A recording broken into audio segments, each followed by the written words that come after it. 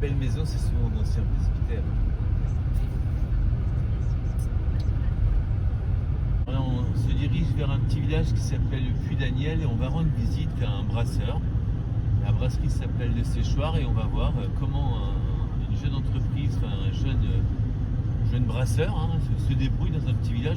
Alors c'est vrai qu'il y en a pas mal des brasseries qui ouvrent un peu partout en France.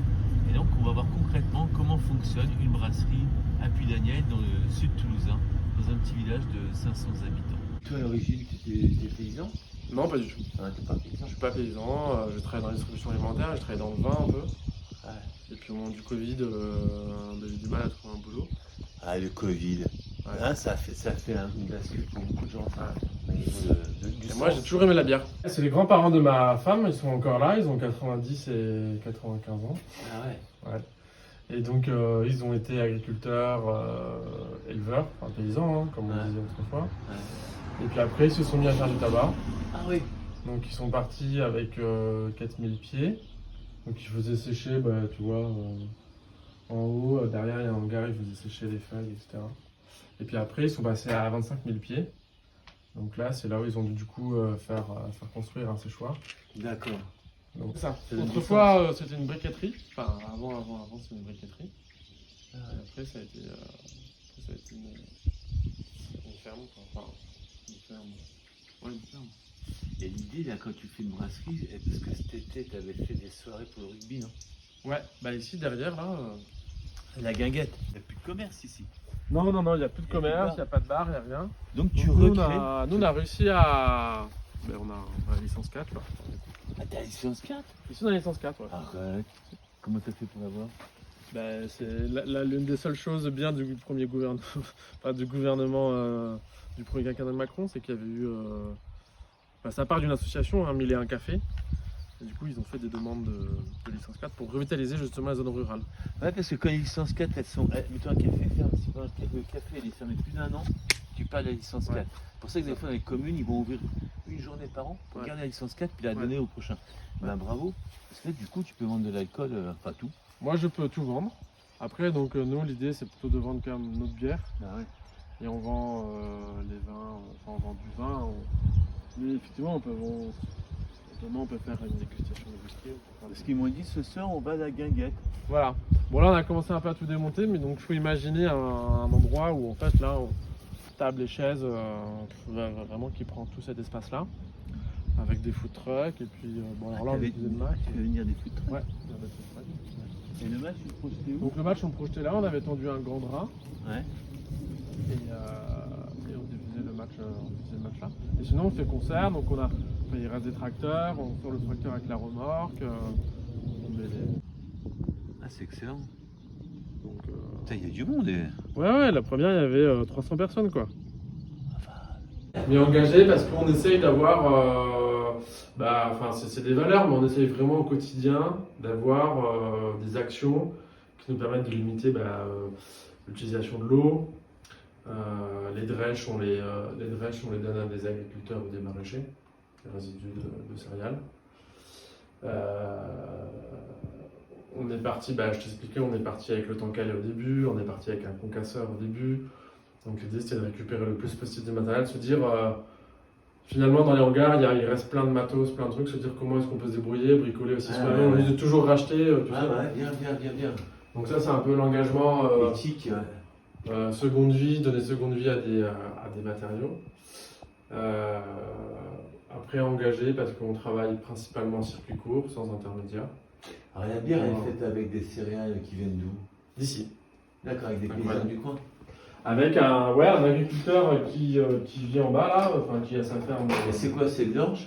C'est de l'orge. Ouais. Orge, blé, orge. D'accord. Et donc ça pour moi c'était une évidence, c'est-à-dire qu'on est entouré de céréaliers, de terres céréalières. Ouais. Et donc je suis allé voir un agriculteur que je connaissais un peu, Frédéric. Et donc je lui ai dit, il faudrait que tu me fasses de l'orge brassicole si tu peux. Quoi. Ouais, là c'est une orge spécifique pour faire de la bière. Ouais, c'est une variété d'orge un peu spécifique. Ouais. D'accord. Ouais. C'est des fûts autrefois utilisés par les fabricants de soda. Là. Ah, c'est quoi, c'est des 20 litres ça? Ouais, ils font 19 litres. Précisément. On a été tireuse. Tireuse de fût, tireuse d'un fût. Je suis dans une circonscription qui va être Cugnot, à Montbrun-Bocage, c'est une circo assez hétérogène, tu as des grosses villes. Dans le nord de la circo, tu as 5 villes qui représentent 50% de la population. Frouzins, Seyss, Cugnot et Villeneuve. Et puis Muret. 5 villes. Et tout le reste, à part Autrive qui fait 10 000, Carbone qui fait 6 000, tu as des petits villages qui font, il y en a une plus petite qui fait 32. Puis il y a des villages de 200, 300. Et l'idée, moi, c'est de faire connaître, non seulement aux Toulousains, mais à Paris, qu'il y a une autre France que la France des métropoles. La France, parce que tout est axé sur les métropoles, tous les services, les commerces, et qu'un tiers de la population vit ailleurs que dans les métropoles.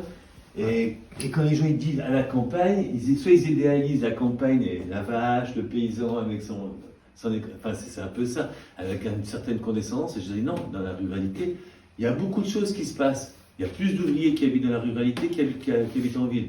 Et il y a beaucoup d'initiatives. Il y a plein de gens. L'autre fois avec la Pierre, on a inauguré une épicerie. Et moi, ce qui m'intéresse, c'est de mettre l'accent, faire des focus sur toutes ces initiatives, rencontrer les gens qui me racontent aussi leurs problèmes, parce qu'il y a des problèmes d'habiter à la campagne au niveau des services publics, au niveau du commerce, au niveau, pour aller bosser, il faut une bagnole, des aides médicaux, tout ça. Mais aussi, il y a des pépites comme là, des brasseurs, jeunes brasseurs, et en plus, tu fais une guinguette en été, et donc c'est tout ça maintenant. Demain, on va aller voir un autre jeune qui est à La Trappe, qui a l'idée d'ouvrir un cinéma à La Trappe.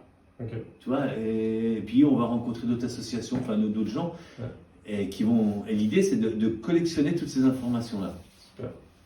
Donc voilà. Moi, je serais pour qu'on ouvre au moins un commerce dans chaque village, un commerce de proximité, un tiers-lieu, commerce du pain, il fait tout. Oui, en fait, je pense que c'est le tiers-lieu qui va vraiment fonctionner aujourd'hui. Un tiers-lieu. Et aider, il faut que l'État, tu vois, à Grès-Pierre, la municipalité, quand elle s'est installée là-dedans, ils ont investi 23 000 euros dans la chambre froide, dans la troncheuse à jambon.